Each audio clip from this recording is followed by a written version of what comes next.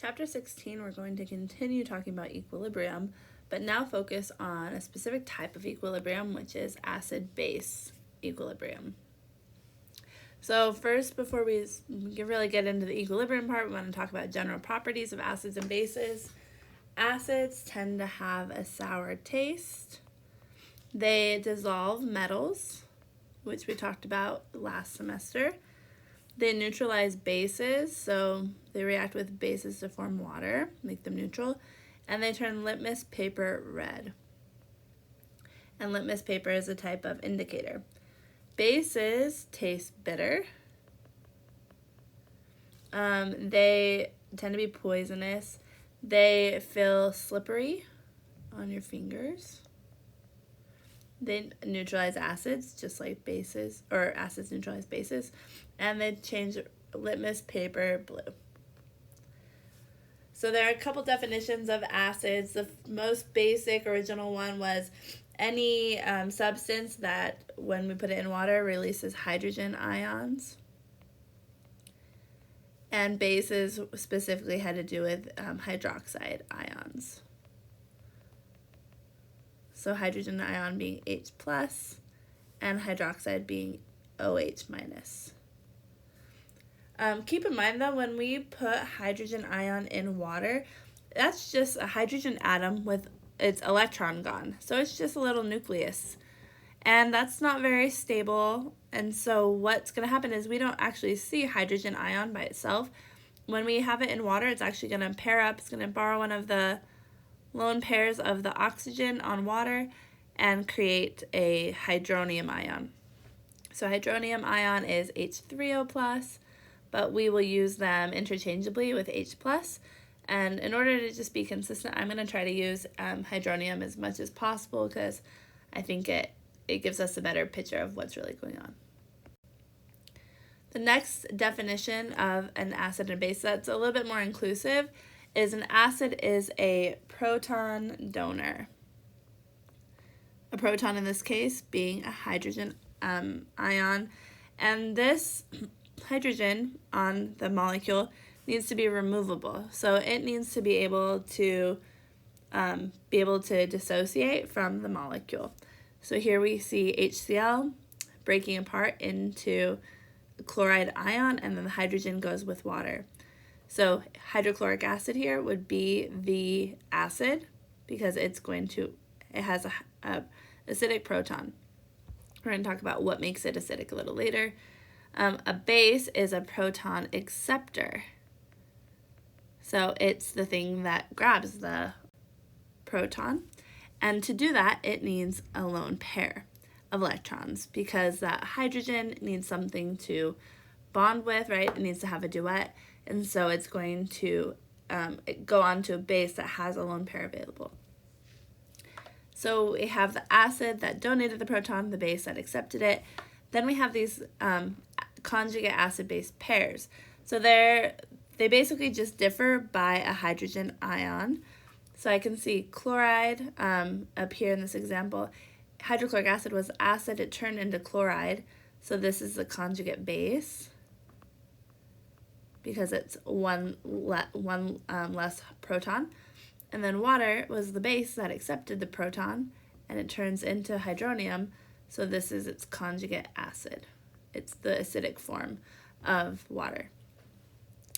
And these reactions between acids and bases, you always produce a conjugate on the product side, and these are called neutralization reactions.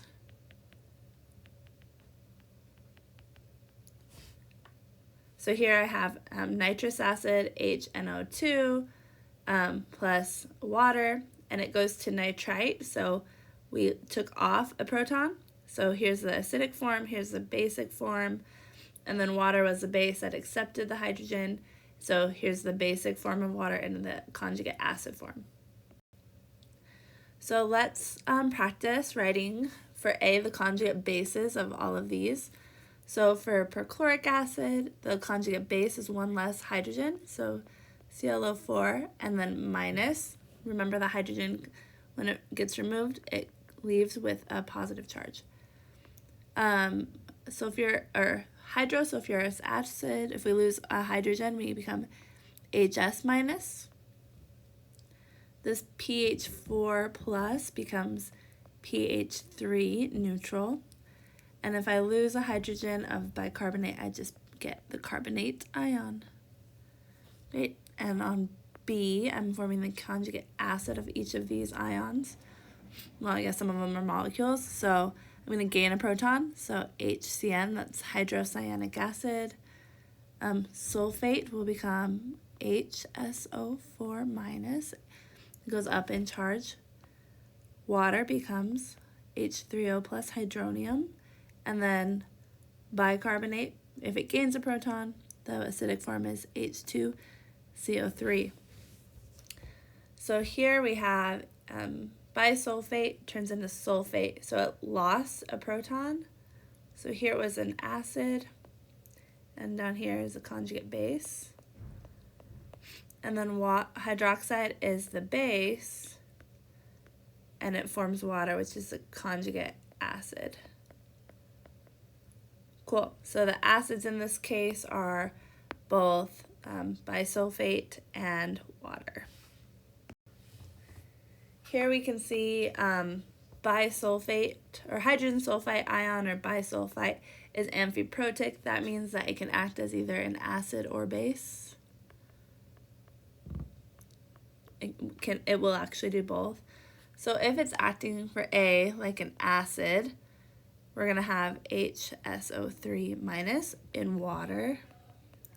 If it's acting like an acid, it's going to lose its hydrogen ion, or its proton, so it becomes SO3 2 minus, and the water will become hydronium.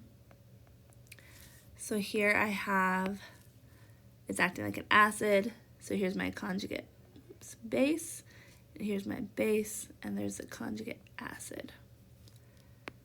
Great. When it's acting like a base in water,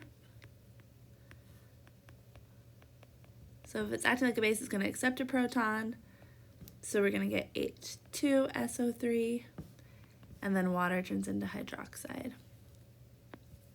So here it's acting like a base, so it's conjugate acid. Whoops. It's conjugate acid, and here's the acid, water, and conjugate base is hydroxide. Okay, now lithium oxide, LiO2, dissolved in water, it turns basic because we have oxide, which is O2 minus, reacting with water.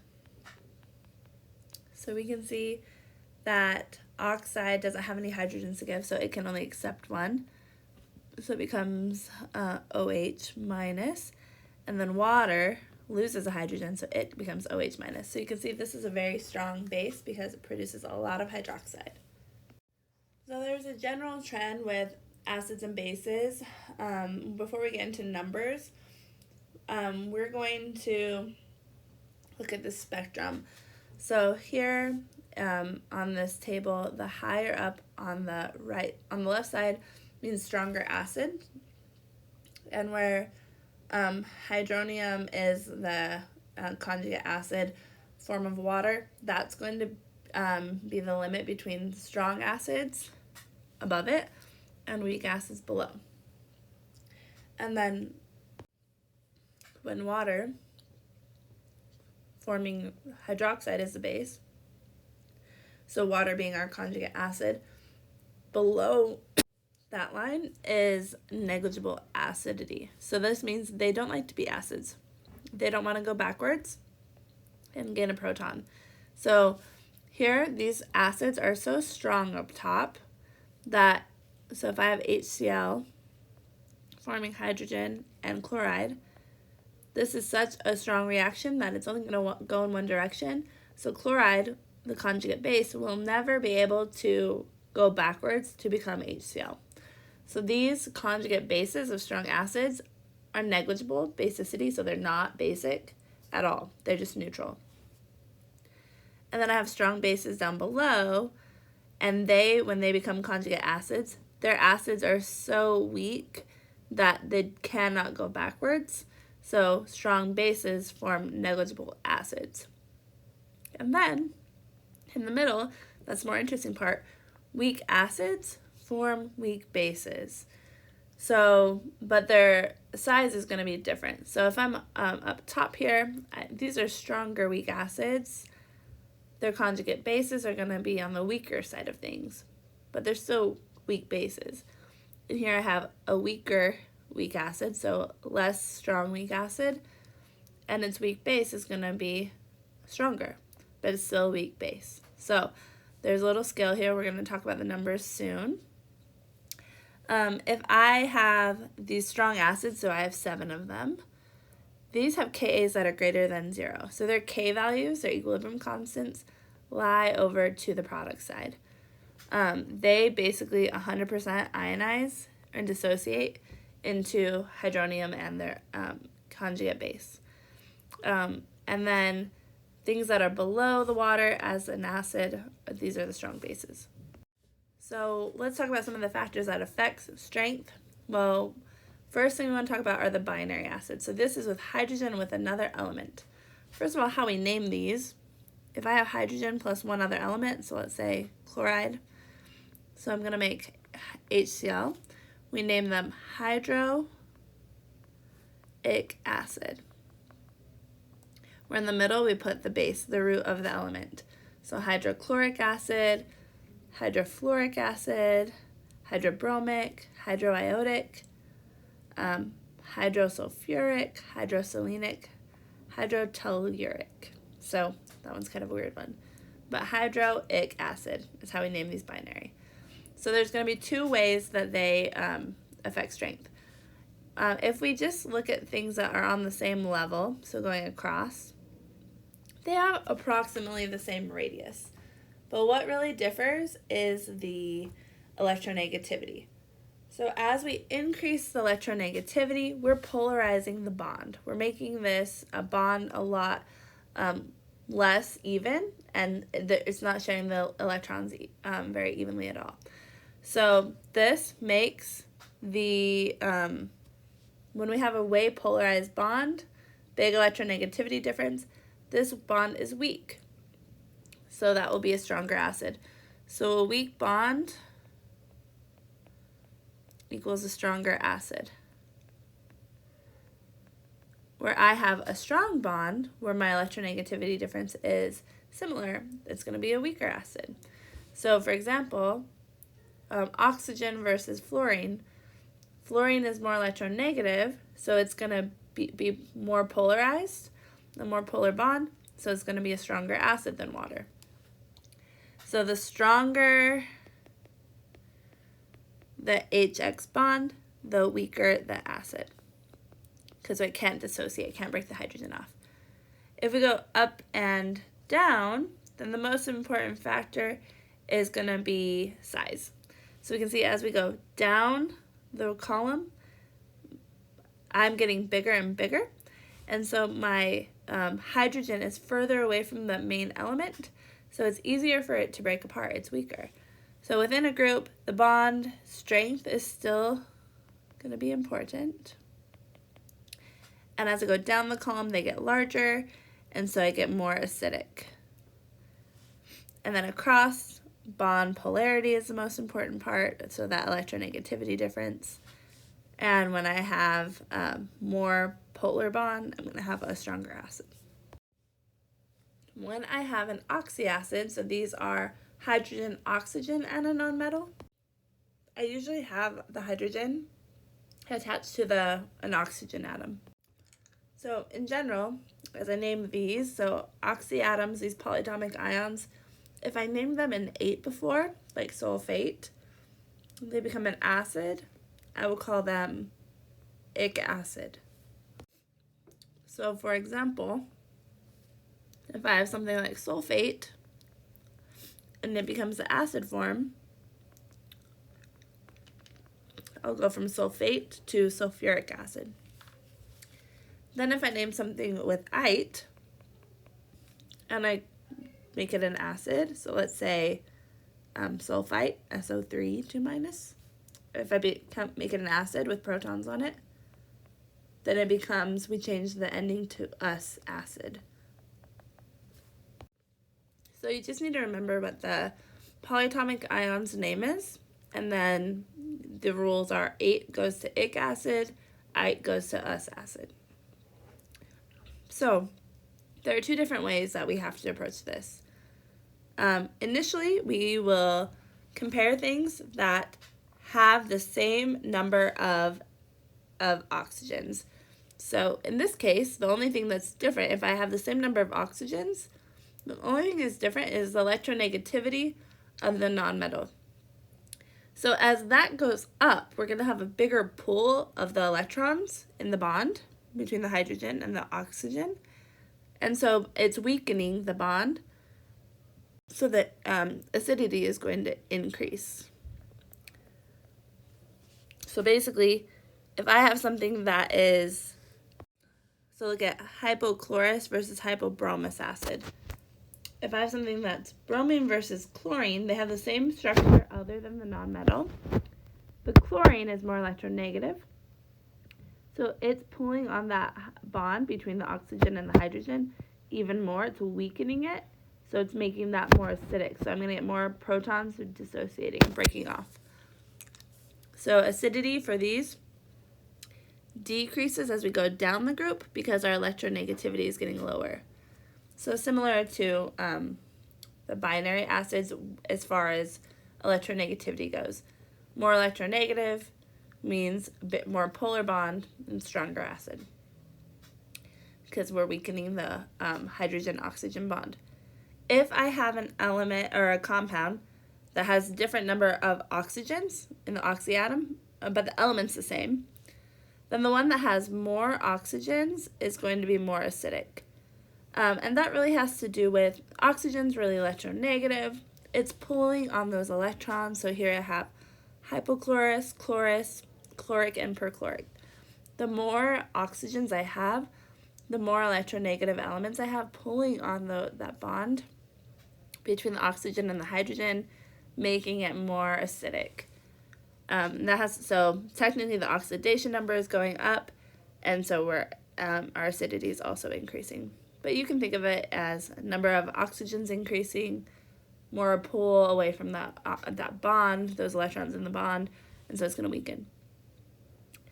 And so in general, if I have something like carbonate versus carbonic acid versus boronic acid, carbonic is going to be stronger because carbon is more electronegative than boron. And also, chloric acid is going to be stronger than chlorous acid because it has more oxygens. So let's practice. I have these elements, they're all on the same row in the periodic table. And so I can see the element that's closest to hydrogen, so has the lowest electronegativity difference, is potassium hydride. So that's going to be the lowest acidic one. And then arsenic. And then selenium. And then bromine. So they're all in the same row. So the only difference here is the change in electronegativity is getting larger as we go that way. And so we're getting more acidic. Here I have sulfuric, selenous, and selenic acid. So here we can't compare selenous to sulfuric because they're different elements with different number of oxygens. So I can compare sulfuric to selenic, and I know sulfuric is more electronegative than selenium.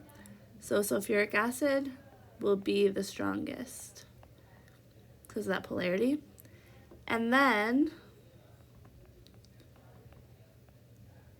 I can compare SeO3 to SeO4. More oxygens for selenic acid means more acidic. So H2SeO3 will be the weakest one. And then here, more acidic or less acidic. Here I have, as I go down the column, it's going to get more acidic because larger for binary. This one is on the same row, but I have more electronegative here. So sulfurous acid, nitric acid has more oxygens compared to nitrous. And then for this polyatomic oxyacid, sulfurous is going to be stronger because sulfur is more electronegative.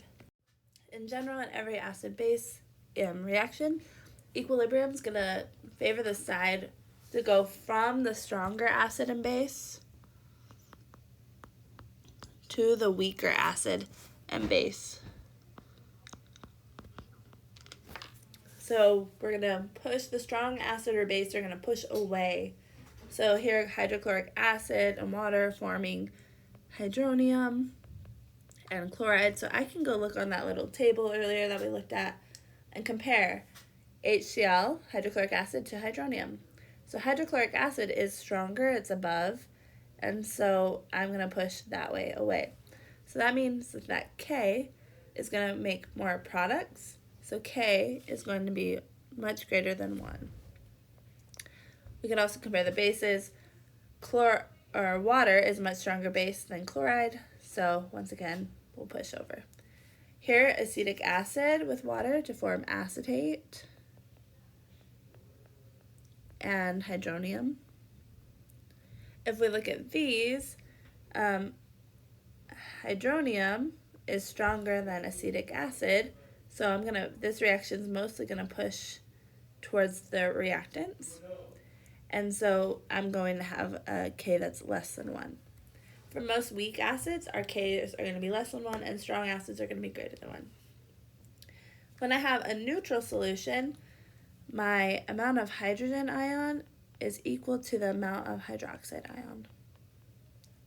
If it's acidic, then my hydrogen or hydronium is going to be greater than hydroxide.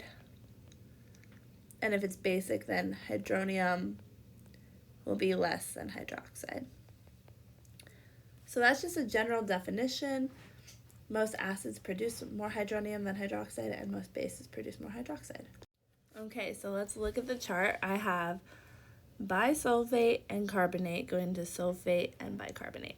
Okay, so here's my acid and my acid. So I'm going to just go compare those. I have sulfate here and carbonate, bicarbonate right here. So sulfate is higher up, so it's a stronger acid, so it's going to push the reaction here forward. So I'm going to have more products, so Kc should be greater than 1. I should have more products over reactants, right? For here I have acetic acid plus hydrogen sulfide goes to acetate and H2S. So here's let's do another color.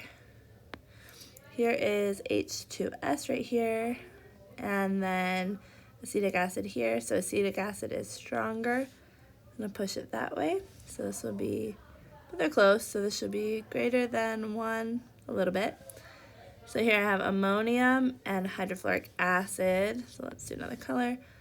Hydrofluoric acid is right here. Ammonium is right here. So hydrofluoric is stronger. So I'm going to push it that way. So K is going to be less than 1, more reactants. Then lastly, I have carbonic acid and hydrochloric acid. Hydrochloric is a strong acid and carbonic is right there. So hydrochloric is going to push it way further that way. So K is going to be much, much less than 1. And so I'm going to have, from smallest to largest K, I'll have 3, then 2, then 1. Okay, so water is pretty cool because it can actually act like a Bronsted-Lowry acid because it has an extra proton, and it can act like a base because it has some electron pairs. So this makes water, it's called amphiprotic. Means it can act like an acid and a base. So here we see it acting like an acid. It's donating a hydrogen to ammonia to become ammonium plus, and then it turns into hydroxide, my conjugate base. Here I have hydrofluoric acid plus water. That's going to go to hydronium. So there it's acting like a base and accepting a proton. So here water is acting like an acid, and here water is acting like a base. And when it's just on its own, it's actually going to do both. So if I have waters, just pure water, I have, with a small amount of waters, I'm going to have one of the protons release and go on to another water molecule. So I'll be left with hydroxide and hydronium. And that is called the equilibrium for water. So our K expression is going to be, right, products over reactants. So it'll be hydroxide times hydronium divided by water, but water's liquid, so it would be divided by 1. So we call this Kw, and it has a value at 25 degrees Celsius of 1.0 times 10 to the negative 14. So this is a way that we can convert between hydroxide and hydronium at any constant, or so if I know a hydronium concentration, I can find hydroxide. So let's practice. If I have hydroxide concentration here, then I want to find hydronium concentration, then I want to find hydroxide. So 1 times 10 to the negative 14, so Kw equals hydronium times hydroxide. So I'll have 1 times 10 to the negative 14 equals 7.5 times 10 to the negative 5th molar times by hydroxide. That's what I'm going to find. So then I'm going to do that. I'm going to take 1.0 times 10 to the negative 14 divided by 7.5 times 10 to the negative 5th. And I get my hydroxide concentration equals 1.33 times 10 to the negative 10 molar.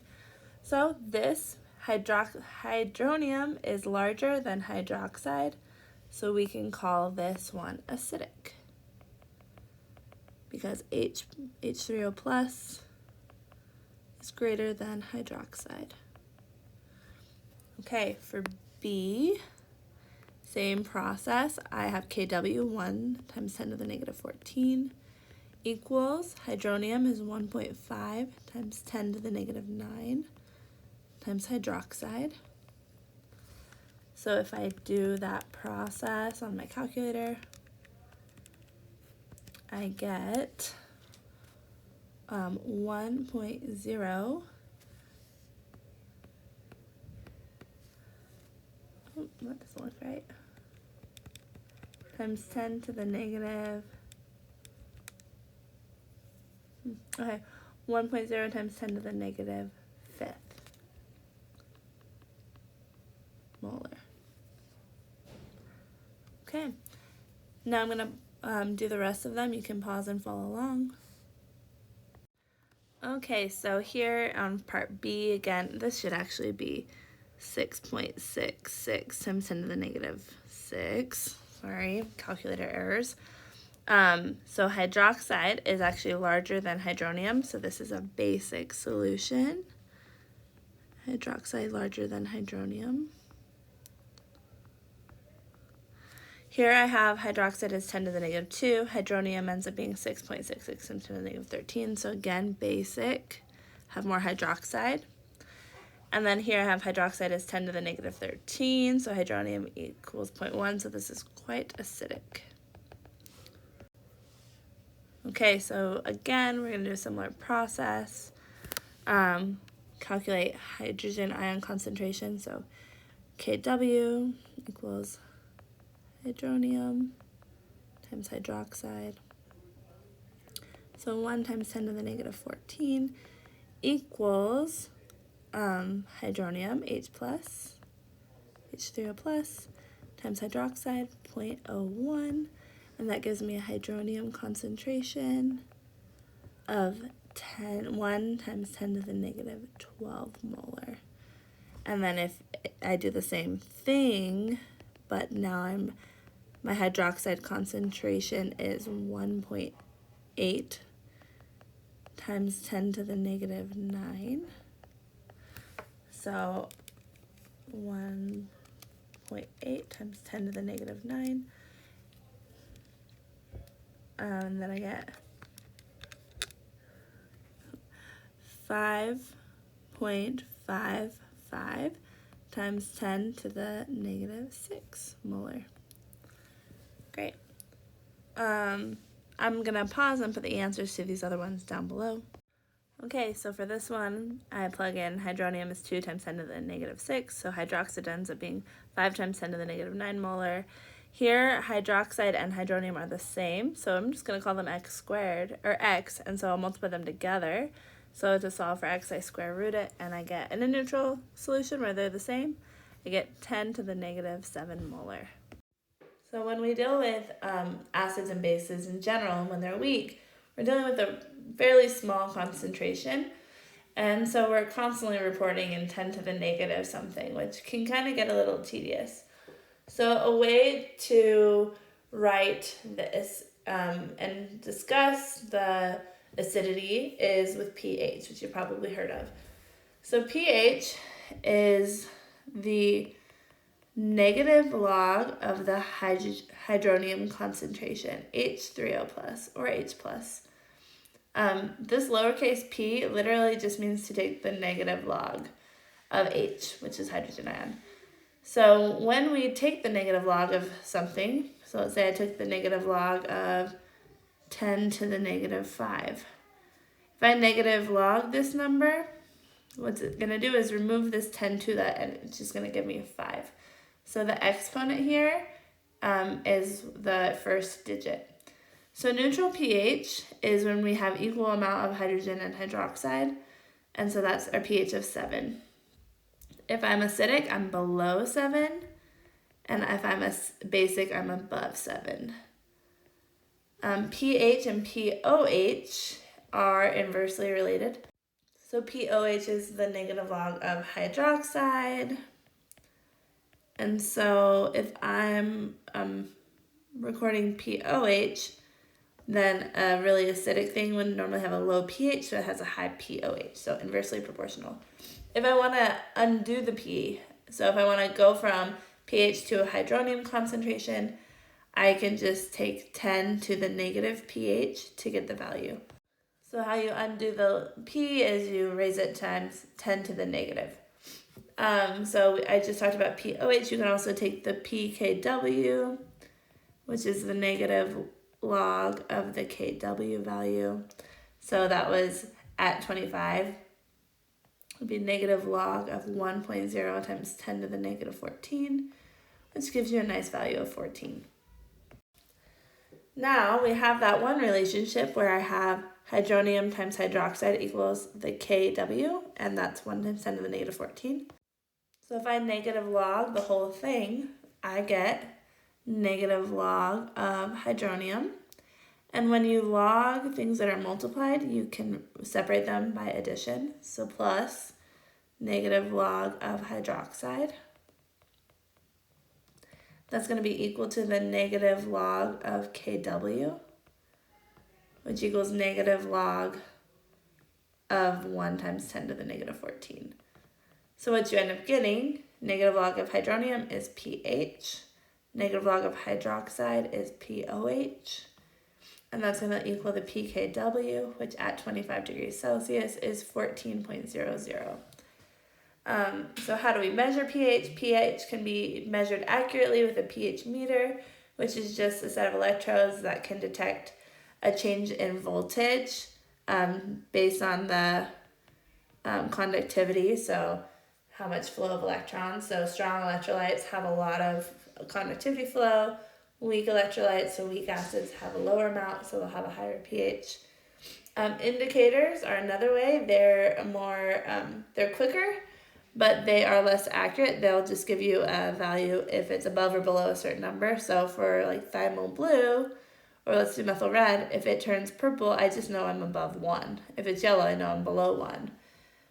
You can get an indicator that has multiple. So here's thionyl blue. So it has 2 color changes. Or you can use a universal indicator, which has a mixture of those. And so that's a little bit more accurate, but still not as accurate as a pH meter. So let's practice. Let's find the pH of a solution of hydroxide. That's 0.01. So I can do, there are a couple ways. So you can do hydronium times hydroxide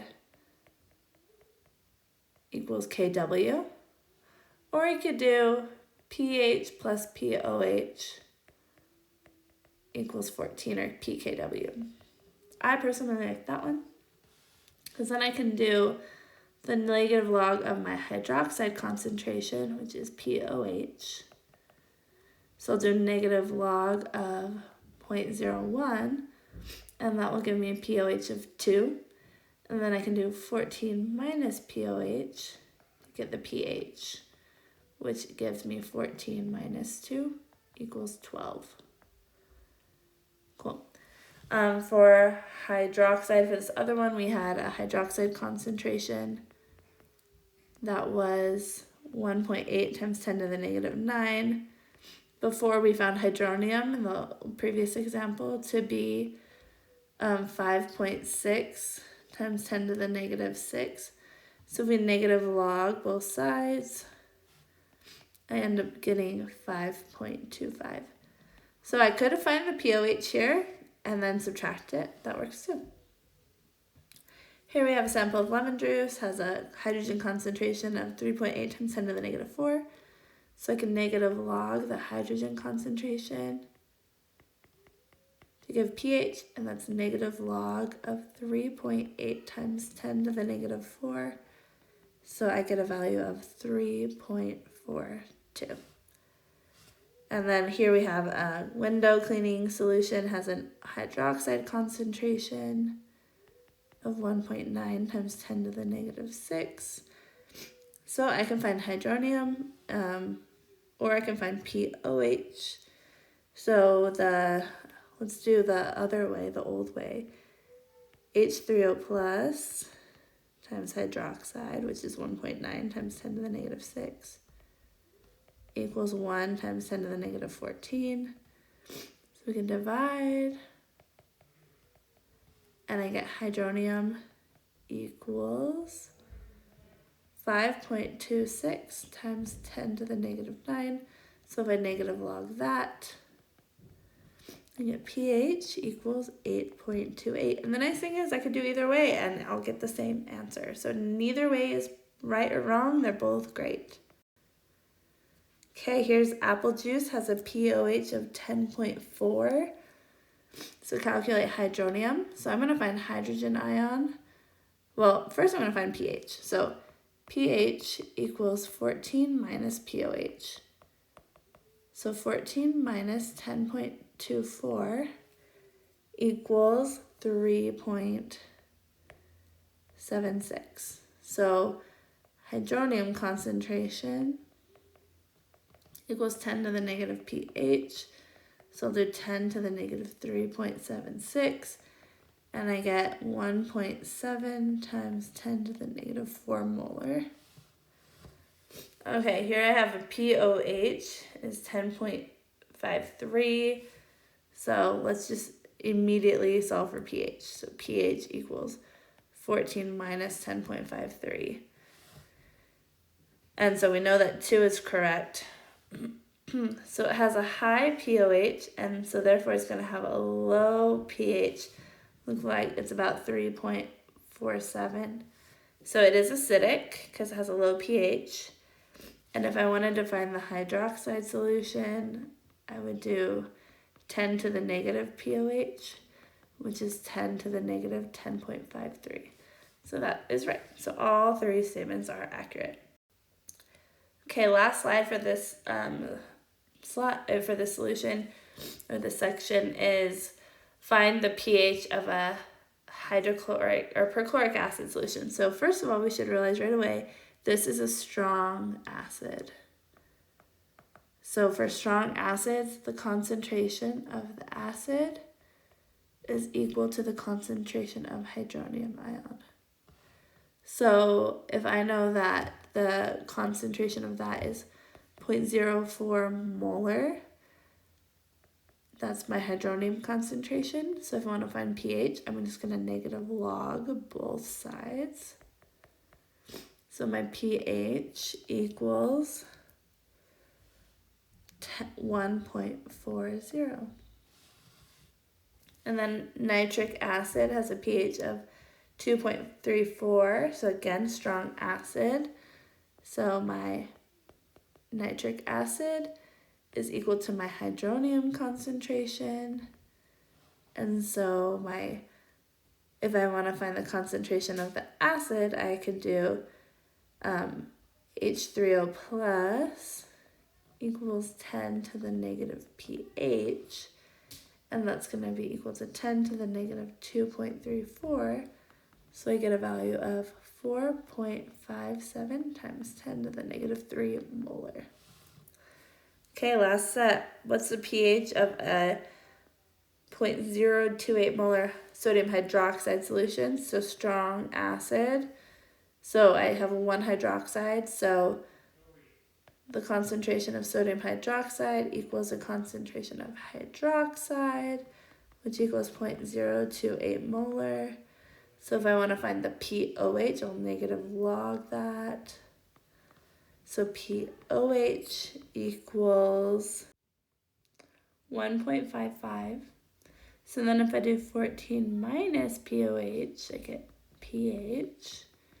And that will give me 14 minus 1.55, and I get 12.45. Whoops, 45. Okay, now a little bit extra steps here. We have 0.0011 molar of calcium hydroxide, but keep in mind for every calcium hydroxide I have 2 hydroxides, so my concentration of hydroxide here is 0.0022 molar. It doubles because I have extra. And so if I negative log this, I get a value of 2.66. So then if I do 14 minus 2.66, I get a pH of 11.34 for pH. Okay, that is practicing with pH for strong acids and bases, and now we're going to move on to weak acids and bases.